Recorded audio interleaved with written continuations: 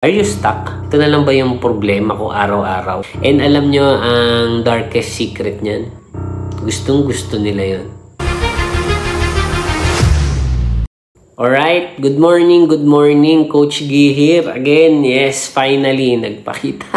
Are you stuck? Yung feeling mo na parang, ito na lang ba to yung buhay mo?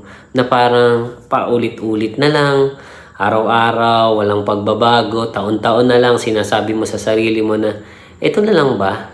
Ito na lang ba yung problema ko araw-araw? Hindi ka na aware na gano'n na lang ba? Na feeling mo wala na, so parang tinanggap mo na lang na yun yung reality mo. Many people believe na yun na lang. Nga ni God, or sabi nung tawag nyo ni universe or kung ano man na siguro ito na yung pinagkaloob niya sa akin. Siguro gantong buhay na lang yung dapat na sa akin. Kumbaga parang sumusunod na lang tayo sa flow ng buhay. And tama ka naman doon. 100% sure tama ka doon. Kung sinabi mo sa sarili mo na hanggang doon ka na lang. Kung inadmit mo sa sarili mo na ganun ka na lang. And alam mo ba na kasi pag feeling mo na wala ka nang magagawa or you are powerless, feeling mo biktima ka, no? Ganun yun. Na kasalanan ni ganto, kasalanan ni ganyan. Kasalanan ng situation kaya ako nagkaganto. So, ang mangyayari, wala ka na talagang power. And sumusunod ka na lang, wala ka nang gagawin. Ganyan yung nangyayari. And alam nyo ang darkest secret niyan?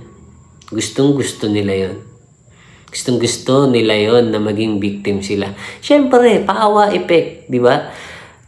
Gusto mo natutulungan ka, gusto mo na wala ka nang magawa sa buhay mo, tulungan nyo ako. I mean, alam mo yun, yung parang ganun yung ugali mo na. Kasi nga inadmit mo na wala nang magagawa. Eto lang ako. Ito yung binigay sa akin ng Diyos, ito yung binigay sa akin ng universe or kung sino man. So wala na akong magagawa. So yun na yun. And 100% sure, tama ka kasi inisip mo na dito. Wala na tayong magagawa dyan, walang magagawa ang presidente, walang magagawa ako, walang magagawa ang pamilya mo. Kung feeling mo, yun ka na lang. Alright? And kung ayaw mo naman na yung mas taka sa buhay or iniisip mo na, oh hindi, may something pa dito. Or parang kailangan kong bumangon, kailangan kong mag-go, kasi magiging successful pa ako sa buhay, 100% din na sure ako na tama ka. Kasi inisip mo na sa utak mo. Inisip mo na you are capable, you are worthy. Diba? Sa mga blessings, sa mga success, na worthy ka dyan, na you are learner, na kaya mong aralin yung mga bagay na gagawin, na you are disciplined also sa mga bagay na yon. And you are growing every day. I'm sure tama yun. Tama ka doon 100%. Ano? Kasi nasa mindset mo rin yun. Notice yung difference nung dalawa na yun. Isang negative, isang positive. Bakit parehong tama? Kasi nandito, ikaw na rin naman yung nagsabi sa sarili mo. Kung alin yung pinaniniwalaan mo, yun. Wala na kaming magagawa doon. Yun. And kung feeling mo may pagbabago pa, naniniwala ako sa'yo. Kaya mo yun. And yung reality na magawa yun, una first, kailangan aware ka. Na ganun. Na kailangan mabago yung mga dating gawain or dating ugali or dating mindset. Kasi kung feeling mo na stuck ka, ibig sabihin may mali doon sa moment na yun. Na yun lang yun.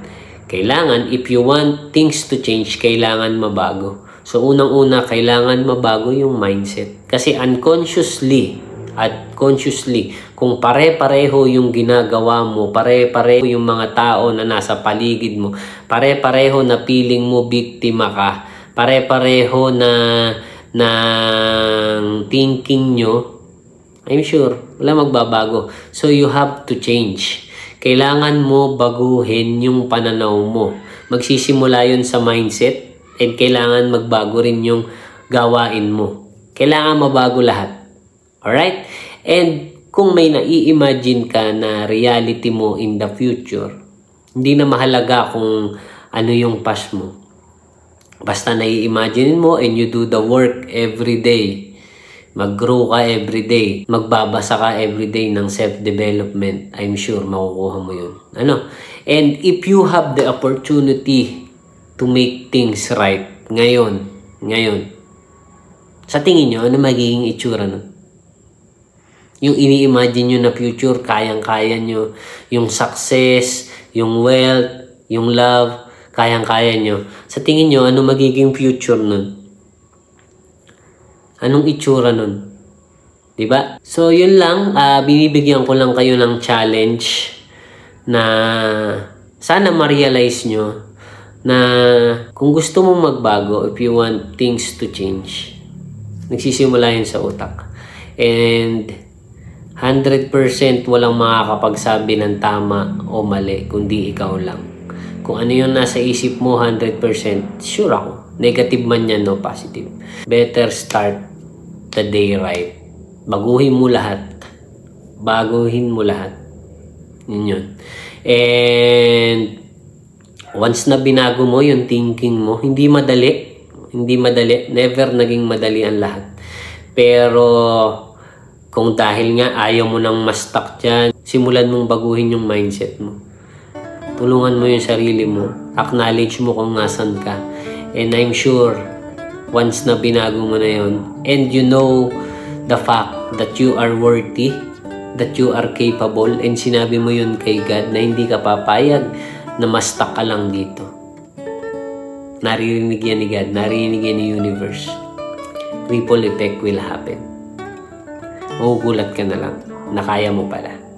Anyways, yun lang. Maraming salamat sa lahat ng suporta again. And I wish you na makuha yung mga goals nyo dun sa mga stuck na tao. Kaya natin yung bumangon. Kaya mong bumangon. And dun sa mga nakapagsimula na ng pagbabago sa sarili na dinevelop nila yung sarili na keep going. Ako rin nagki-keep going.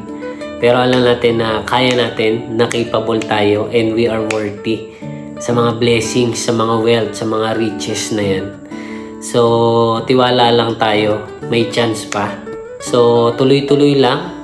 Simulan mo na yung pagbabago. Simulan mo na yung disiplina na pinapangarap mo. And simulan mo nang i-create yung reality na ini-imagine mo ever since. Yun lang. Maraming salamat. Coach Gian here. Bye.